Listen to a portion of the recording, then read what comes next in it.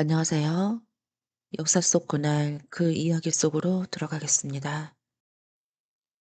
한문타사, 심부름은 간 사람이 소식조차 없는 상황을 일컫는 말인데 조선 초 태조 이성계를 모시러 한문에 보낸 사신마다 돌아오지 않았다는 데서 유래되었다. 자식들의 고륙상쟁으로 정씨의 환멸을 느낀 태조가 아예 두문부추를 한 것으로 묘사되었으나 이는 실제 상황과는 다르다. 구전되어 오던 사실들이 극적인 요소에 가미되어 야사로 나타났기 때문이었다. 저자를 알 수 없는 조야 첨제에서는 태조가 새 도읍지인 한양으로 돌아갔다가 그 길로 금강산에 있는 함흥 본궁에 가버렸다고 간단하게 전하고 있지만 정작 축수편 오산살림에서는 매우 풍성한 내용을 담고 있었다. 민간사라를 많이 담고 있는 특수본에 따르면 성성린이 태조 옛 친구였기에 그가 자청하여 태조의 뜻을 돌이켜 보겠노라고 다짐하였으므로 태종이 허락하였다. 성린이 백마를 타고 배옷을 입은 과객 차림으로 말에서 내려 불을 피워 밥 짓는 신용을 하였더니 태조가 바라보고 내시를 시켜 가보게 하였다. 성린이 내시에게 용모가 있어 지나가다가 날이 저물어 말을 메고 유숙하려 한다고 말하라니 돌아가서 그대로 태조에게 아뢰었다. 태조가 매우 기뻐하여 곧 불렀더니 성린이 조용히 인륜의 병고를 처리하는 불의를 진술하는지라 얼굴색을 변한 태조가 이르기를 너도 너의 임금을 위하여 나를 달래려고 온 것이 아니더냐 하였다. 간담이 서늘해진 성린이 대답하여 아뢰기를 신이 만약 그래서 왔다면 신의 자손은 반드시 눈이 멀어 장님이 될 것입니다. 하였더니 태조는 이 말을 믿어 양궁이 이때부터 화해가 이루어졌으나 뒤에 성린의 두 아들의 눈이 멀었다고 전하고 있다. 명신록에 따르면 성성린의 맏아들 지도와 지도의 아들 상산군 규수, 기수의 아들까지 모두 태종에게서 눈이 먼 것이 3대까지 이어졌다고 한다. 평년체 정사인 조선왕조실록에 확인해 보면 태조가 1차로 집거한 것이 태종 즉위의 추운 겨울 소요산이었고 이듬해인 태종 2년 정초에 성선린이 파견되었다가 혼자서 돌아왔는데 태조가 그곳에 벌정까지 지어 버티게 들어가자 다급했던 태종이 친히 모시러 가기도 했다. 마지못한 태조가 4월에 잠시 환도했지만 다시 소유산 치과에 들어간 이후에는 누구도 출입도 허락하지 않았다. 이때 태조가 수도생활 도량으로 삼았던 곳이 회암사인데 한때 삼천 승려들이 기거했던 대규모 차찰이었다. 그곳에서는 정확하게 1년을 보낸 태조가 다시 함흥으로 자리를 옮겨 치과에 들어갔는데 이때 파견된 이는 무학대사였다. 이상이 무미건조한 사실 나열해 놓은 정사의 기록인데 당시 벌어진 일들을 풍성하게 해주는 것이 야사인지라 무학대사의 일을 사촌로의 오산살림을 통해 새겨보면 태조가 함흥에서 꿈쩍도 않고 있을 적에 방법이 없자 어떤 사람이 무학이면 능히 해낼 수 있을 것이라 하였으므로 태종이 어렵게 찾아 간곡히 청하니 무학이 함흥으로 가서 태조를 배웠다. 태조가 노하여 이르기를 너 또한 나를 달래러 왔느냐 하니 무학이 웃으며 아뢰기를 전하께서는 제 마음을 모르십니다.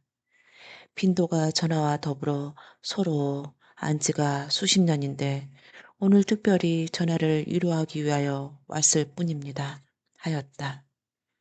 이에 태조가 안색이 조금 부드러워져서 머물러 함께 잤는데 무학은 말을 할 때마다 언제나 태종의 단점을 이야기하였다.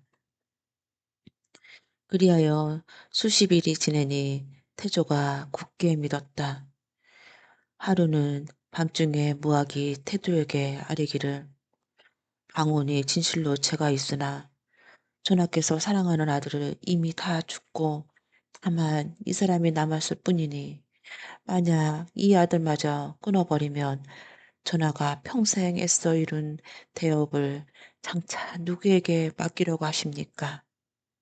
남에게 부탁하는 것보다 차라리 내 혈속에게 주는 것이 나으니 온컨대 신중히 생각해 보소서 하는지라 태조가 그의 말을 꽤 그럴듯하다 생각하여 드디어 행차를 돌릴 뜻을 생각하였다.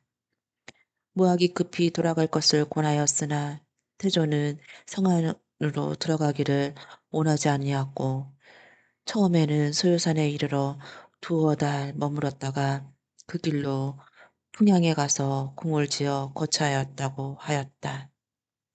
이렇듯 오살 살림에서는 함흥에서 돌아오던 길에 소요산에 머물렀다 하니 실록에 남긴 내용과는 틀린 셈이었다. 태조가 함흥으로부터 돌아오자 태종이 교회에 나가 친히 맞이하려고 성대한 장막을 설치하였다. 하륜등이 아뢰기를 상황의 노여움이 아직 풀리지 않았으니 모든 일을 염려하지 않을 수 없습니다. 차일 받치는 높은 기둥은 의당 큰 나무에 써야 할 것입니다. 하니 태종이 열 아름 되는 큰 나무를 기둥으로 만들었다. 태조와 태종이 서로 만나자 태종이 면복을 입고 나아가 배웠는데 태조가 바라보고 노안 얼굴빛을 가졌던 동궁으로 배구전을 힘껏 당겨 쏘았다. 태종이 급하게 아름드리 차일 기둥을 몸에 가려 화상이 그 기둥에 꽂혔다. 태조가 웃으며 노기를 풀고 이는 하늘이 시키는 것이었다 하고는 나라의 옥수를 주며 이르기를 내가 갖고 싶어 하는 것이 바로 이것이니 이제 가지고 가라 하였다. 태종이 눈물을 흘리면서 세 번이나 사양하였다가 받았다. 마침내 잔치를 열고 태종의 잔을 받들어 허수하려고 할 때 하륜등이 가만히 아뢰기를 수통 있는 곳에 잔을 들어 허수할 때 흔히 하지 말고 마땅히 내시에게 건네 올려 드리시오 하였다. 태종이 또 이 말을 또 쫓아 내지에게 잔을 올렸다. 태조가 다 마시고 웃으며 소매 속에서 쇠병마리를 찾아 자리 옆에 놓고 모두가 하늘이 시키는 것이었다 하였다. 축수판에서 나오는 이런 이야기들이 밤잠을 들지 못하는데도 하지만 드라마틱하게 한문차사의 이야기 중에 더욱 맛깔나는 것이 바로 박순 고사이다. 요동전물을 나섰다가 유야도에서 말머리를 돌려 회군할 적에 이 사실을 적은 이성계의 글을 우왕하게 전한 이가 박순이었고 조선의 건국되자 상장군이 된 전형적인 무기인이니 시트말로 이성계가는 절친 중에 절친 셈이었다. 영려실 기술에 전하는 박순에 대한 고사를 보면 문안사에 파견된 신하 중에 한 사람도 돌아오지 못하자 태종이 여러 신하들에게 누가 갈 수 있겠는가 라고 묻으니 선뜻 나서는 이가 없었는데 박순 홀로 자청하였다 하였다. 하인도 대동하지 않고 손수 새끼 달린 어미말로 함흥에 돌아가 태조가 있는 곳을 바라보며 새끼말을 메어놓고 어미말을 타고 가니 어미말이 머뭇머뭇 뒤를 돌아보고 울부짖으며 움직이지 않는지라 이 모습이 개의하고 개의하여 여인을 무는 태조에게 박순이 길 가는데 방해되어 새끼말을 메어 놓았더니 떨어지지 못하여 서로 저렇게 울고 있습니다.